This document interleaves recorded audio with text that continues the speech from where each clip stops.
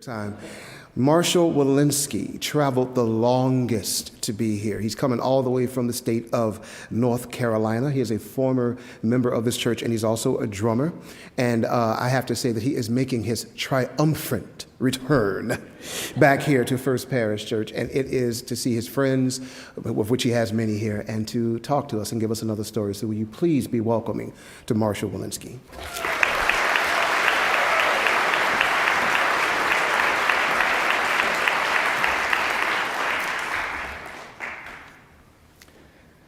Love at first sight? Nah.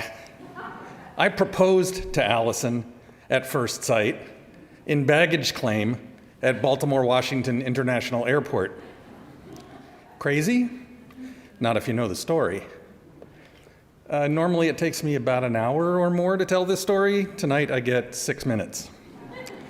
First, I need to rewind a bit. My wife, Candace Lydon, died December 18th, 2011.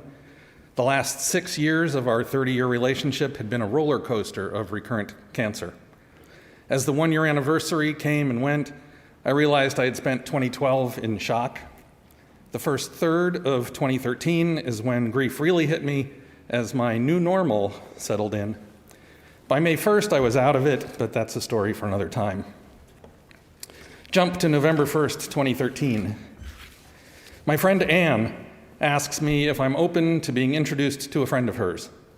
I say yes instantly, and that I'm honored she thinks of me this way. Anne says that, like me, Allison was widowed. I get Allison's number and email address, and I'm told not to contact her right away because she's away for the weekend. Now, Anne's from Baltimore. We're in New Hampshire for a class, so I ask where Allison is. Baltimore is the answer. How am I going to make friends with somebody so far away? This isn't a fix-up, and never said she's playing matchmaker.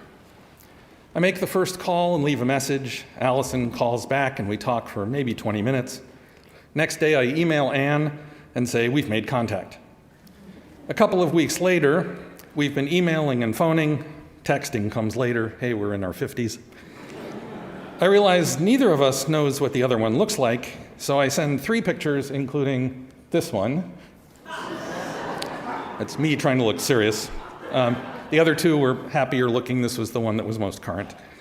To this day, I can't tell you what we were talking about, but I think I heard Allison say that she had 3 grown kids scattered around the country. She responds with this picture, which is labeled me and the kids. My first reaction is, how old is this picture? Followed by, stop that, this is the picture she decided to send me. I call and we talk about the photo. These are her grandkids. How the hell did I get old enough to date a grandmother? I had wondered if I had the courage to date a woman who had children, but grown children had never occurred to me. By Thanksgiving, my hopes for taking vacation by year-end have fallen apart. An idea pops into my head, a long weekend in Baltimore for January 10th through the 13th. Our communication, especially email, slips into daily contact. Phone calls increase, but still aren't daily yet. I email Allison asking if she winds up smiling when she hears from me, because I sure do when her messages arrive. Conversations are deep and personal, which never would have happened if we were geographically closer.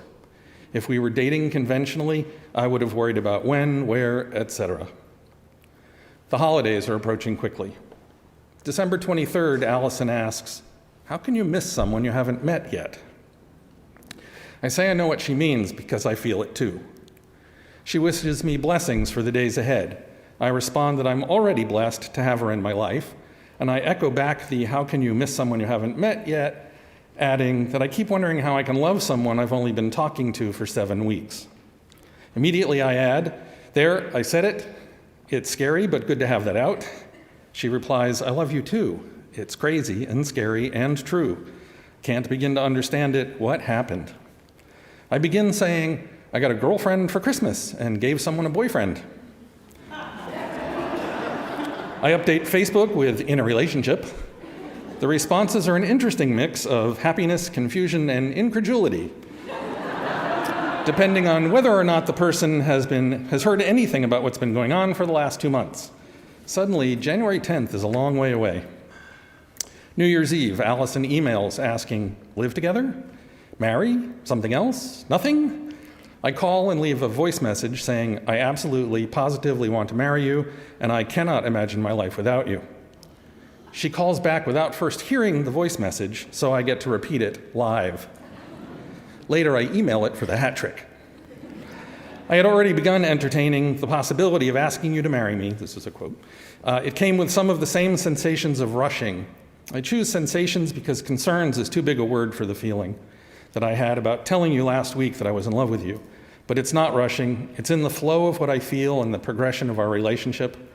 I toyed with the idea of asking you before I arrive next Friday, of asking you at the airport immediately after seeing, touching, holding, and kissing you for the first time, of repeating the question often during the weekend. That one I may still do, or of waiting for a more appropriate time. I cannot believe that I got a girlfriend for Christmas and a fiancé for my birthday, New Year's. Thank goodness they're the same woman. We still have not met face to face. That's 10 days away, the longest 10 days of my life. Packed for the weekend, check. Flowers, check. Engagement ring, check. I proposed to Allison at first sight in baggage claim at Baltimore Washington International Airport. Crazy? Not if you know the story. We were married on June 14th, June 14th, 2014, right here. 7 months and 2 weeks. Fast, maybe. To people who weren't following along, it was a total shock. To people who were hearing parts along the way, maybe a little fast. To us, not at all.